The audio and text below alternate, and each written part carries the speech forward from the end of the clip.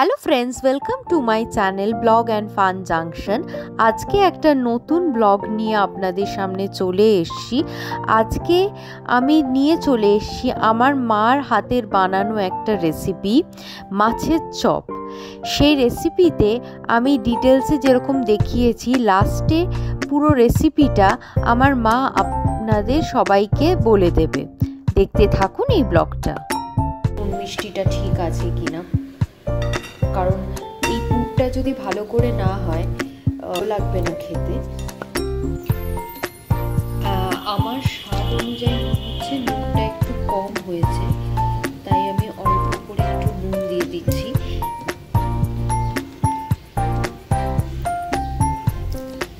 আপনারা নিজেদের স্বাদ অনুযায়ী নুন মিষ্টিটা দেবেন। এখন আমি আবার পুরটাকে ভালো করে মিক্স করছি।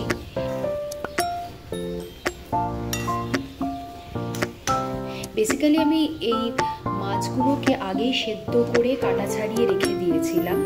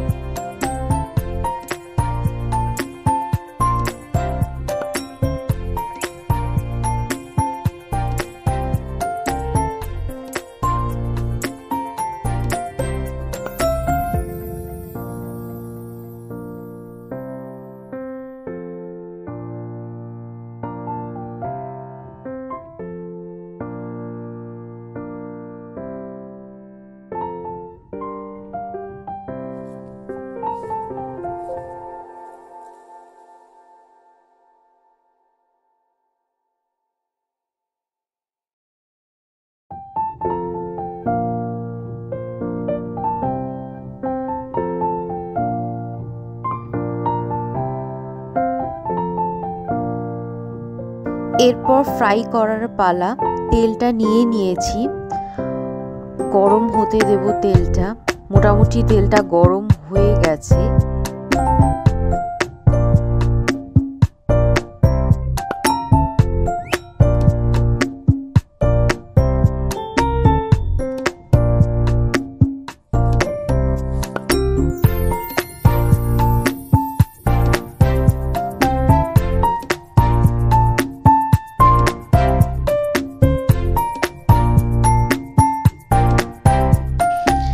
যখনই ফ্রাই করব তখনই খুব লো ফ্লেমে ওটাকে ফ্রাই করতে হবে, কারণ যদি আমরা হাই ফ্লেমে ফ্রাই করি তাহলে কি হবে, বাইরেটা পুড়ে যাবে কোটিংটা এবং ভেতরে কিন্তু কাঁচাই থেকে যাবে।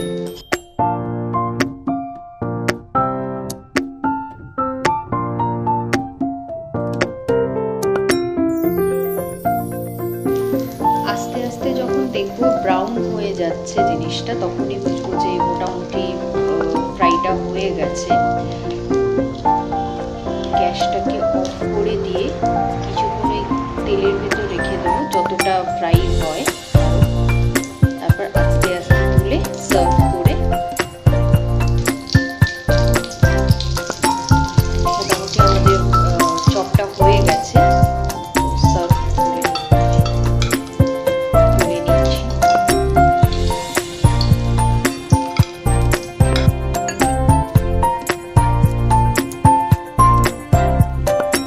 দুটো চপ ভাজা হয়ে গেছে। এইভাবেই আস্তে আস্তে আর যে চপগুলো বানিয়ে রেখেছি সেগুলোকে আস্তে আস্তে কড়াইয়ে দিয়ে ভেজে নেব। আচ্ছা, তুমি আমাদের এবার বলো যে এই যে চপের যে পুরটা, সেটার একটুখানি রেসিপিটা আমাদের বলে দাও।